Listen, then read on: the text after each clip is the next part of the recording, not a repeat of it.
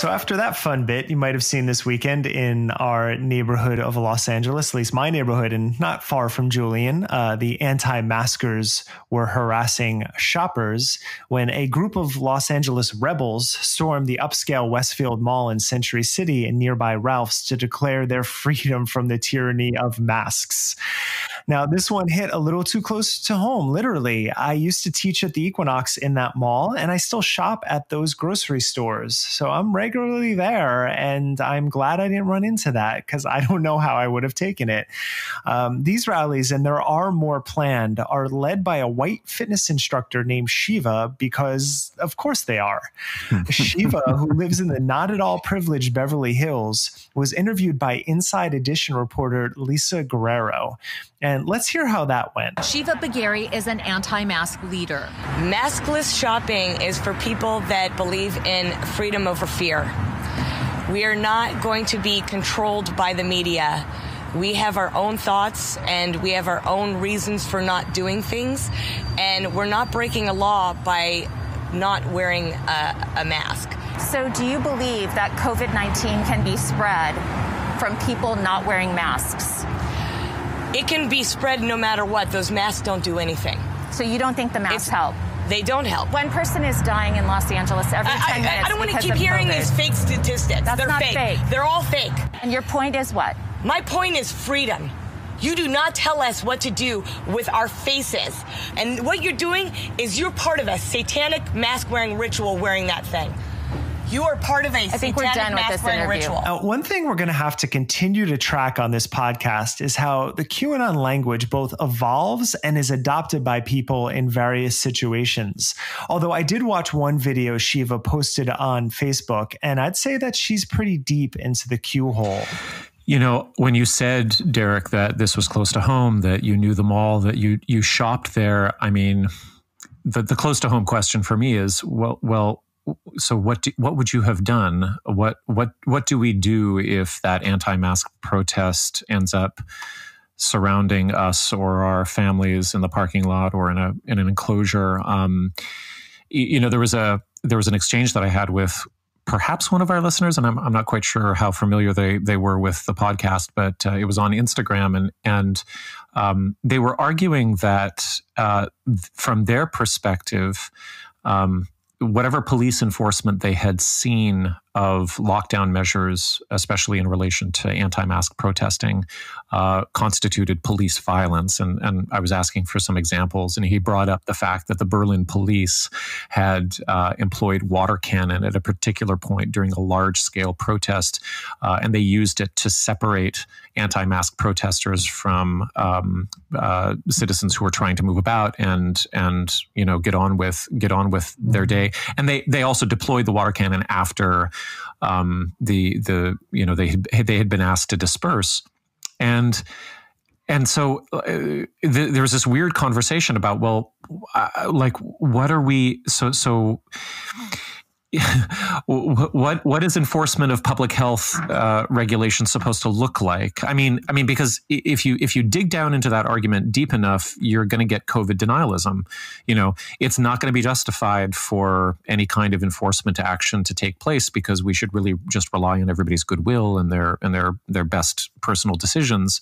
But that's not tenable. I mean, if you were in that mall, you would be endangered, and so would the people in your family. Well, there's always that question of what I think I would do in my head and what actually happens when you're in the situation, which are two different things for most of us.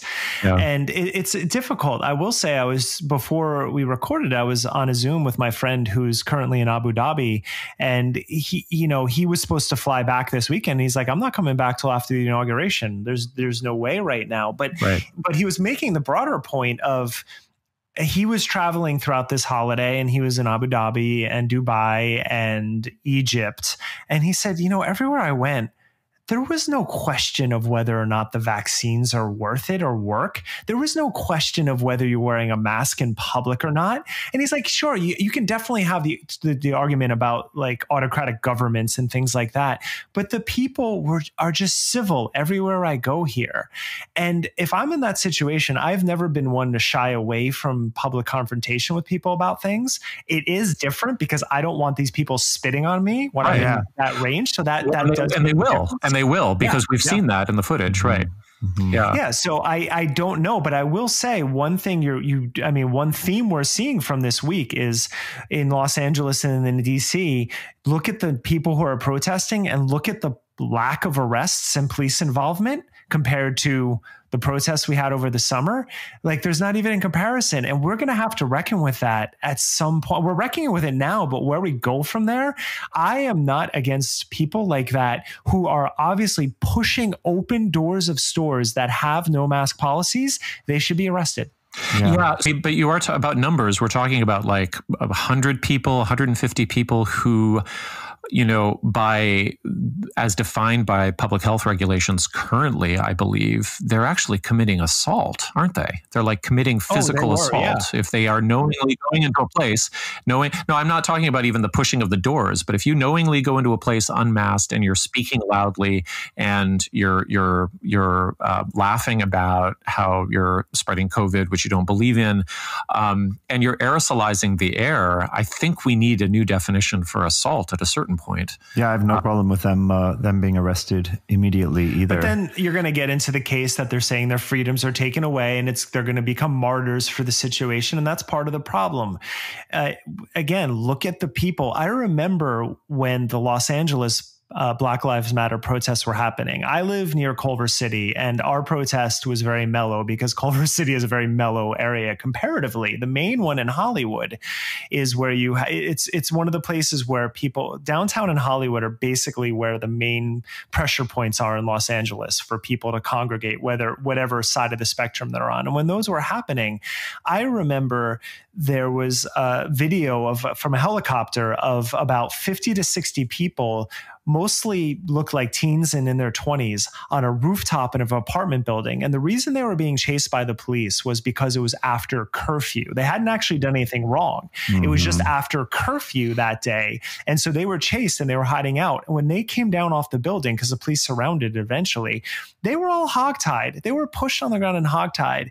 And today, when I see that the FBI is looking for Jake Angeli and is looking for these people, why were they not arrested there? You said 52 people arrested. Why? They were the ones in the chamber. They were kind of in a locked position if they wanted to be arrested at that time. So But we're accepting tips from the public because we need help with this, because it was such a hard to track what was going on. Well, right? There is the question of Trump did not release the National Guard. He wouldn't, and so that's another question. But you have the DC police themselves that weren't involved until the very end, and so there's so many questions with this. But again, it's just a point. It's going to take a long time. It's going to take a long time to sort out. I mean, I don't know if you saw the video footage of the Capitol Police removing the barriers at one of the entrance to the grounds, and seemingly either because they made the choice that it was safer to not be overwhelmed physically, or because they are compromised internally. Because there's also video of, and this isn't the overwhelming number, but there is video of some of them cheering on the insurrectionists, as there is in downtown LA yesterday. Right. There was a video that came out of a Trump rally, and there was 2 fleets of cops that drove by, and the cops are waving to the Trump rally. Yeah, so there's that problem. And then to what you're saying, Derek, too, there were 2 pipe bombs found close to the Capitol building. There were Molotov cocktails found. If any one of those individuals who did break through were able to get into contact with some of the representatives that they wanted to harass or hogtie or do whatever, there could have been a very, very tragic, serious event.